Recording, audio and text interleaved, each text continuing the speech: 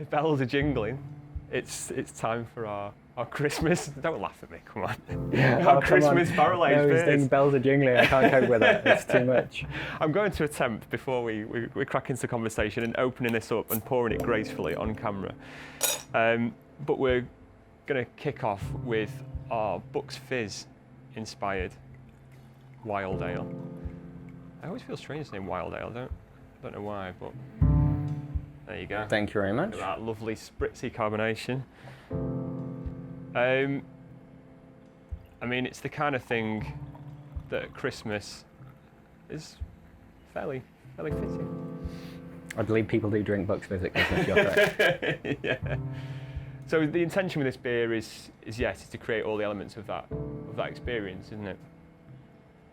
Yeah, and although it's not in any way champagne derived, you do get a lot of those flavours coming through from the various different components of the beer, and a big kick of orange at the end as well. This year we've kind of taken a slightly different approach, haven't we? With and I suppose every year it's looking at evolution and trying to change things up a little bit, offer people different experiences with the same thread in terms of our ethos and approach. And this year the fruited beers, I was going to say complement each other well, and they do in the sense that they're all very, very different from one another. Yeah, I suppose this one is very obviously directly inspired by Bucks Fizz, so that's the specific direction it's gone in. Whereas the other two we'll talk about in a bit are slightly more focused on the fruit itself over the beer sort of presenting in a certain way. So you still get a distinctively interesting base character, which I don't think anybody else would have made something like this because that base beer is just so very much us. Yeah, and I think that definitely shines through. It's all this is for me is all about brightness and juiciness. There's such a lovely, both the fruit and the acidity and all those elements that you've spoken about there combine really nicely to give you this juicy tang, and which aids mouthfeel as well, because it's a dry beer undoubtedly, but there's enough juiciness there at first to give the impression of body, and that really helps before it dries out significantly on the finish. Yeah, absolutely. Like a great champagne-based beer, not beer, but a great champagne-based drink is that you do, even though it's obviously very dry, you get a huge amount of body and impact and flavour and structure in that champagne. And that's the same with this base beer. I think that's why it works so well in it, because you do get all those things playing it, even though there's very little, in fact, almost zero sugar left in it at this point in time. It's all been fermented out, but you still get a whole bunch of stuff propping it up, so it doesn't feel like a thin beer or a dry beer until you get, like you say, until you get right to the end. So the second beer, which obviously isn't the beer in glass right now, it looks significantly different to that, is another foeder beer. But this time, a very different expression of fruit. Three very different fruits in blueberry, raspberry, and apricot. And I think it was you that described it as a bit like a triple fruited goza with all the sugar ripped out of it. Yeah, it's still, again, it's a very dry beer, but it's got that fruit impact that people look for in that kind of style of beer. So it's got the alcohol and it's got those fruit, but it's not very sweet at the end, which is very different to that kind of thing. And you still get some of that funkiness coming through from the base beer again, from the foeder beer, and it just all complements each other very well and keeps it high impact. The fruits are really interesting. Like blueberries are really great fruit to work with, but it can be very delicate by itself. It's really hard to get a fantastically strong blueberry expression out of something without using an insane amount of blueberries. And also it can be a little bit one-dimensional as well, so or quite tannic heavy and such, yeah. Right? Yeah. So pairing that with some raspberry and some apricot to kind of brighten it up a little bit and sweeten it up a little bit in terms of that fruit characteristic, I think works really well in kind of making a slightly more mellow blend, but it's actually more interesting.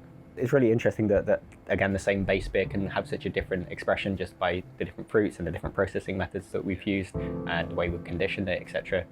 So that one's been conditioned for a very long time. That's really helped mellow out some of those tannins. It's about 18 months in bottle, yeah, isn't it? Exactly. Yeah. So what that's done is give it a bit more carbonation and give it a bit more nuance, I think you would say. Like there's a bit more of that complex yeast character coming through because it's been reconditioning very slowly, and there's also again, some of those tannins have mellowed out a little bit, so you get a slightly more like aged red wine kind of character rather than just like a really upfront dark berry tannin character to it. And the final beer, I suppose, is kind of a continuation from one of the beers from last year's set, Searching for Meaning, which was, if people remember, that's the Cherry expression of cherries, carbonic maceration method. And that was a really kind of rich expression of cherry. And this is more, I don't know, I suppose it aligned with a kind of nuanced Belgian Kriek, isn't it? Yeah, I think I would say it definitely verges slightly to more like a classic Belgian Kriek, but still, still with that big fruit impact, but it's not quite as dominated by the cherry as it was last year. So I think it's slightly more balanced. And again, the base beer for this one's very different. It's more of a classic sort of Belgian base with a really interesting mix of different yeasts that went in there. And then it was conditioned in foeder for a long time, so it was in there for 3 years. And that really helped develop a beautiful, complex character. We've done a few beers before with this base.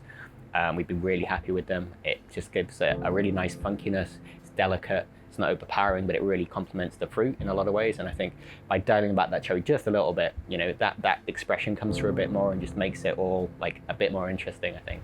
And this was a different maceration anyway this time, wasn't it? Whereas previously, carbonic maceration opens up the berry, like kind of pulls back the tannins, I suppose, slightly, and it's about vibrancy of fruit expression. This was conditioned on whole cherries, wasn't it? That's right, yeah. So it was in a port barrel, so just cherries straight in the port barrel, and then the beer on top of that, and just left to recondition on the cherries like that. And like you say, that does change the character you get from the cherry a little bit, but also I think probably get again a bit more complexity to it by doing it that way, in terms of the yeast character.